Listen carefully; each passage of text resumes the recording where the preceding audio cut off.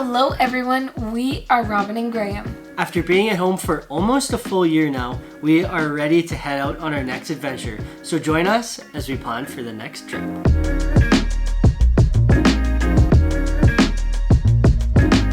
First off, I just want to say if I sound a little funny, it's because I woke up with a cold this morning. So I'm going to try my best, but just bear with me. This is the first time we've actually left the country since our time in Southeast Asia. Which is crazy. To think it's already been 10 months, we are very excited to leave the country again. This trip is going to look a little bit different because it's not just us going, it's actually going to be a family trip. So Robin's sister has actually been traveling for a while now. She left in September, so we are going to meet her, and Robin's parents are actually coming to meet us all as well. I've actually never traveled with Robin's family, so I think it's going to be a whole new experience that I'm really looking forward to. And some of you may recognize my sister from our Croatia series, so she has been on the vlog before. I know we've made videos of what we should be doing for all of our trips, but we're just going to quickly walk you through all of the things that we're doing for this trip. Some of you have already guessed it in the comments, but the new continent that we're going to is South America, and more specifically, we are going to Peru and Bolivia, and we cannot wait. Yeah, both of these places have been on our bucket list for a very long time. We've been to Europe and we've been to Asia, but I think something that really draws us to South America is the outdoor atmosphere that I think you get a lot of in South America, especially Peru, and that is something that we are very excited for all the hiking and all the nature that we get to be in. Once we choose a location, then the next step is that we start to look for flights. Now, we've said time and time again, we're always looking for the best deal. We definitely classify ourselves as more of these comfort backpackers.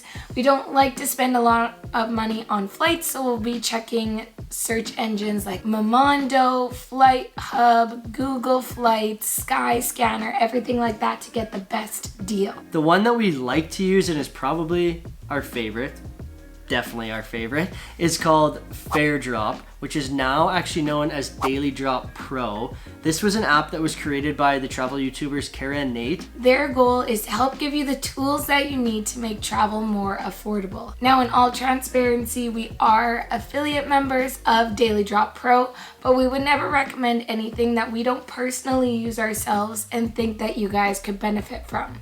So we are going to give a little bit of detail of how Daily Drop Pro works because my parents actually used it to get their round trip flights to and from Peru, and they paid a fraction of the cost that we did because we booked way later when there was no deals happening. So it does work. So once you open up Daily Drop Pro, you'll be able to select up to 10 home airports, but also allows you to set up a max price point that you would like to pay, which is really nice for us budget backpackers. It allows you to turn off certain types of travel and allows you to select specific months that you are free and would like to travel in. So once you hit that search button, both economy and business flights will pop up. So once you've started to search and you've found a flight that you might like, you click on it and all of the details, all of the route and everything that you'll need for booking that flight will pop up, so you make sure you're getting the flight that you need. Then,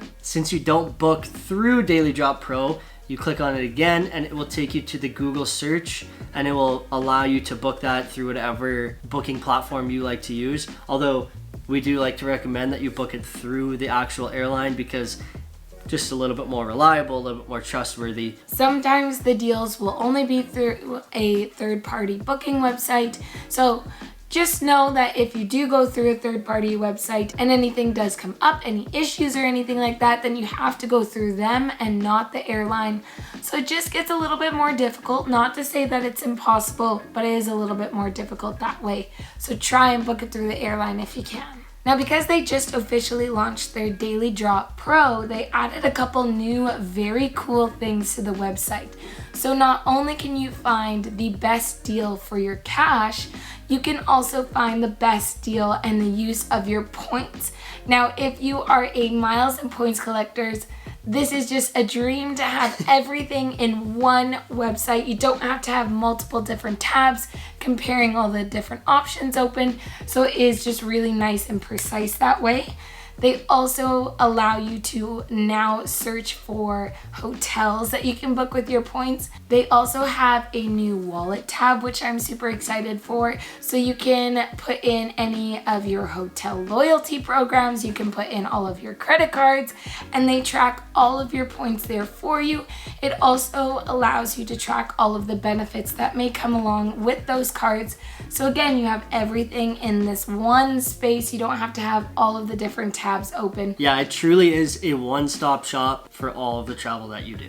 The last thing is it also gets you into what they call their lounge, which is essentially like a group of everyone else who's in Daily Drop Pro. You can share your success stories, you can get tips and tricks, and you can just be surrounded by like-minded individuals who are all doing the same thing as you are. Now, one of the biggest things to finding the best deals is to be flexible. Now, we found it was hard, obviously. We both work to get time off to go on another trip here. So we ended up having to book really late, but Robin's parents booked all the way back in January for very cheap, and they found a deal for only $630 round trip, which is insane.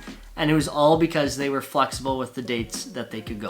And they were watching Fare Drop because they knew the location that we were going to go to at the end of this year. We, however, paid probably twice as much as they did because we are getting into the holiday season.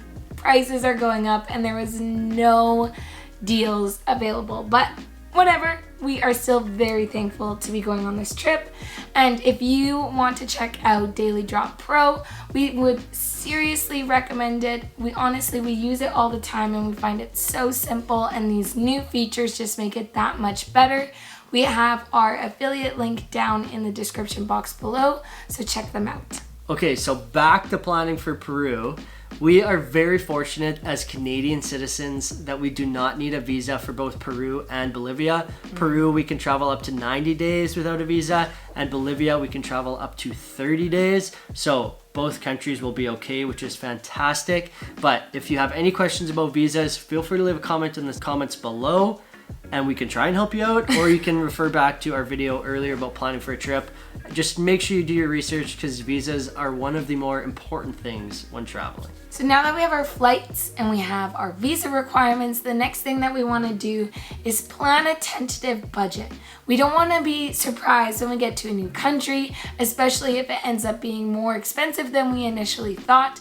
So we were doing some research, and because we haven't gone there ourselves yet, we don't have any first-hand experience, but from a couple of the blogs we read, the vlogs we watched, we found that most often travelers, if you are on the more budget backpacker side, they were spending anywhere between 25 to 35 US dollars per person per day. If you are more of a comfort backpacker, which is us, how we like to kind of describe ourselves, you're looking at paying more like 40 US dollars to 60 US dollars per person per day. So I think with that in mind, we're gonna try and budget about 120 Canadian dollars or $60 per person for the both of us for each day of the trip. Now, if we stick to it, that's another option. Not really sure. Again, it's a family trip, so we're probably gonna do more activities, more guided things, so that obviously increases your budget, but we will definitely let you know what we do end up spending after our trip.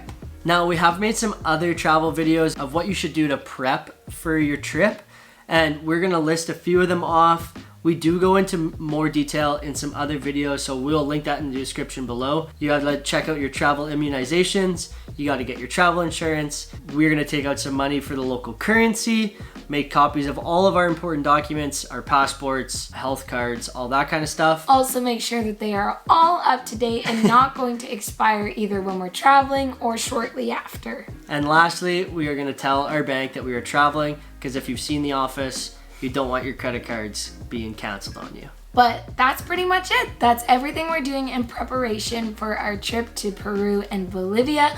We are so excited to be traveling again, and we can't wait to bring you guys to another part of the world. So we hope you enjoyed this video, and we'll see you in the next one. Bye-bye. Once we choose a definition. Definition. That's not what I meant to say. How do I sound? Sick.